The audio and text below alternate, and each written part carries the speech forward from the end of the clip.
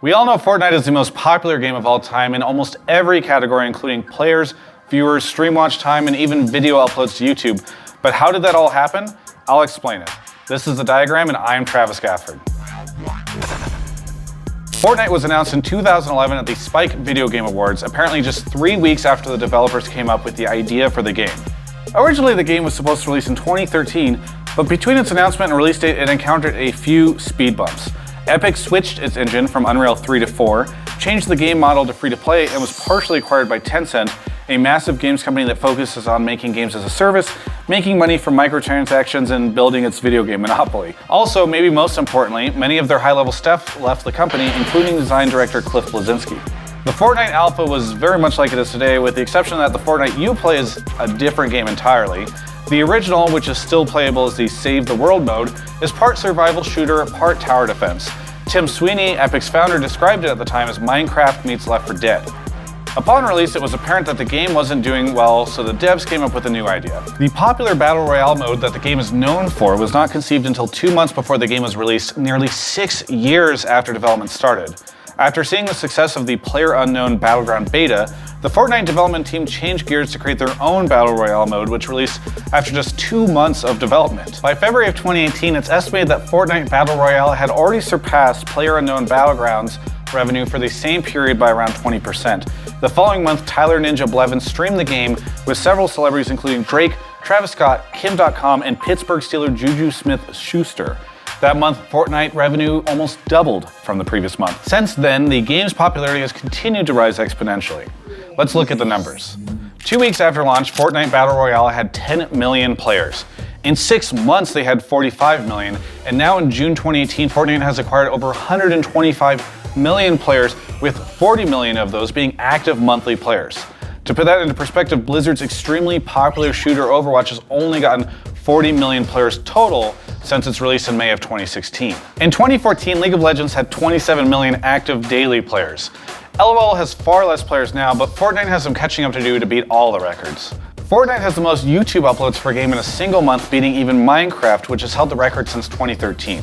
In May 2018, Fortnite earned the most hours watched of any single game on Twitch, with 4.3 million average daily hours watched. The previous game holding that record was League of Legends from October of 2016, with 3.35 million average daily hours viewed, in part because of the World Championships.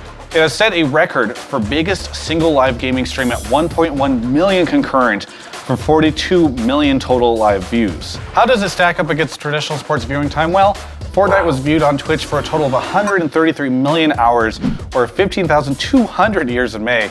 That's about 45% of the watch time of the 5 games of the 2017 NBA Finals, or a third of Super Bowl 52.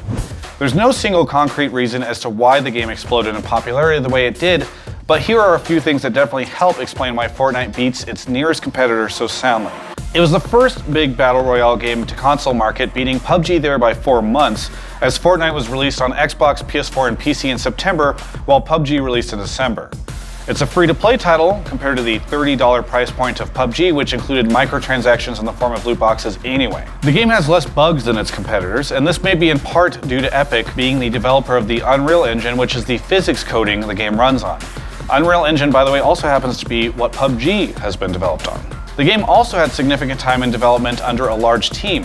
Fortnite was developed in production for 6 years compared to PUBG's single year before release, and PUBG's initial development team was 35 people compared to the 90 Fortnite devs who've been working on the game since 2014. It's pretty clear why the game has less issues. Fortnite also includes nostalgia references and general silliness that was made from and for memes. The real-life dances, homages to everything from Batman to Cadillac Ranch, and weapons such as the disco ball have removed some of the rough edges from what was previously an intimidating game type. You can't talk about Fortnite without discussing Ninja for a bit. Tyler Blevins, aka Ninja, is a streamer who accounts for almost a quarter of the total Fortnite viewing time.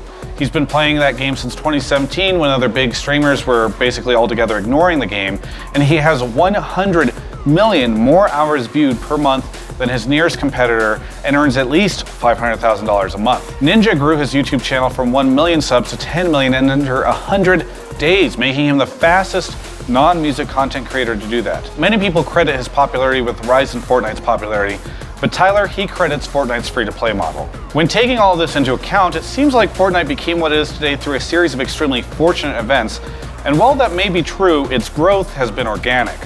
Epic has listened to what players wanted and made great decisions. This is The Diagram, and I'm Travis Gafford.